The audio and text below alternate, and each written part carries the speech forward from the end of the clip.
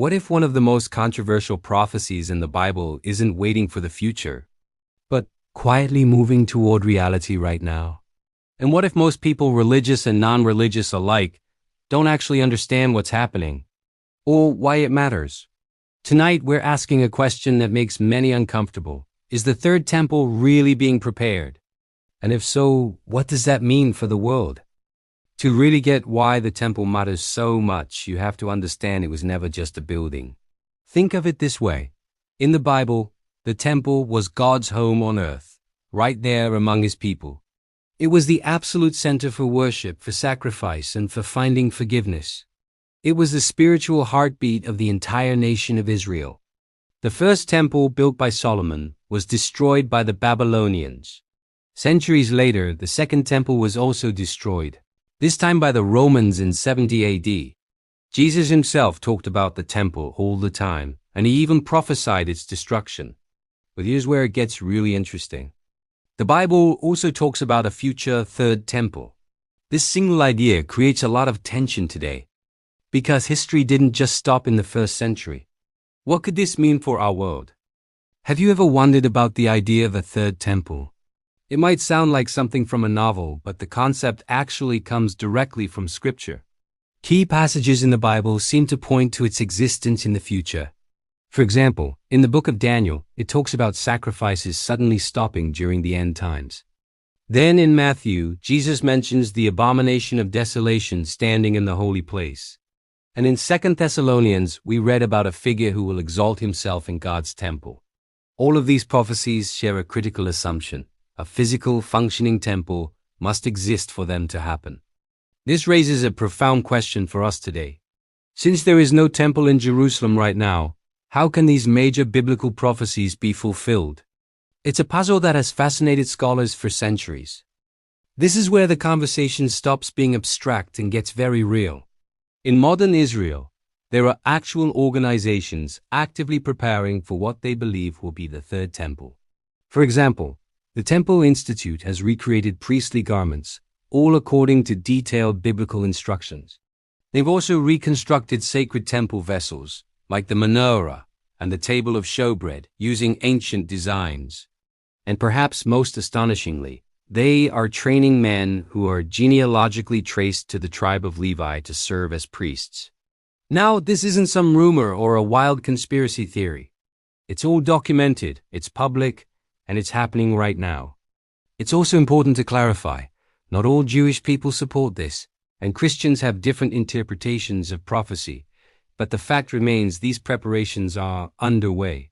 It makes you think people are seriously preparing for something they absolutely believe is going to happen. Have you ever wondered where the world's current events and ancient prophecies might intersect? Let us talk about one of the most volatile and significant pieces of real estate on the entire planet, the Temple Mount in Jerusalem. This small plot of land is at the very heart of three major world religions. For Jews, it's the site where their first and second temples stood, the holiest place on earth. For Muslims, it's the location of the Al-Aqsa Mosque and the magnificent Dome of the Rock, marking the spot where the Prophet Muhammad is believed to have ascended to heaven. And for Christians, it's a place Jesus walked, taught, and prophesied about. Today, the Golden Dome of the Rock stands prominently, a powerful symbol on the Jerusalem skyline. It's built right where the Jewish temple once was. For centuries, this has been a source of deep-seated tension. Imagine the global shockwaves if anything were to change at this site. Any attempt to alter the status quo isn't just a local dispute. It could ignite a conflict with worldwide consequences. And we're seeing these tensions escalate almost daily. So why is this happening now? The answer is complex because the question of the Temple Mount isn't purely religious. It's intensely political, woven into the fabric of national identity and cultural heritage. It's a flashpoint that draws in global powers and international interests. When you look at it this way, you start to see a fascinating parallel. Many ancient prophecies, particularly those in the Bible concerning the end times, don't describe a small, localized conflict.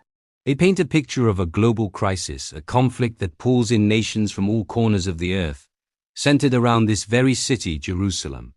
What we're witnessing isn't just a headline from a distant land. It's the modern-day continuation of an ancient story, a story that many believe is heading towards a prophetic conclusion. The convergence of religious conviction, political ambition, and historical destiny on this one sacred hill makes the Temple Mount more than just a historical site. It makes it a potential stage for future events that could affect every single one of us. It forces us to ask, are we simply watching history unfold? Or are we seeing prophecy come to life right before our very eyes?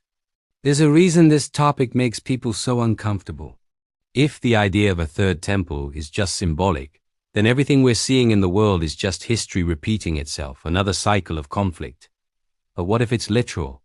If that's the case, then ancient prophecy and modern geopolitics are colliding right before our eyes. This forces us to consider some pretty heavy possibilities. It could mean the Bible is describing future events with startling accuracy. It suggests that religious history isn't over, that another chapter is about to be written. And it hints that humanity might be heading towards a future it doesn't fully grasp. That kind of uncertainty is deeply unsettling. And honestly, it's often easier to just dismiss it than to really think about what it could all mean. This does not mean we know timelines, we should panic, or that we should name modern figures as prophetic fulfillments. Jesus warned repeatedly against that. But he also warned against ignoring the signs entirely. The Bible presents a tension. Watch, but don't obsess. Be aware, but don't speculate wildly.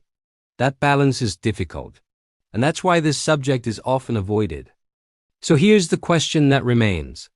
If ancient prophecies describe a future temple, and preparations are happening in the real world, and global tension surrounds the exact location involved, is this all coincidence? Or are we watching history move in a direction people thousands of years ago somehow anticipated? And if they were right about this, what else might they have been right about? This is the Watchman Record. Thank you for watching. Leave any comments below and don't forget to like, subscribe, and share.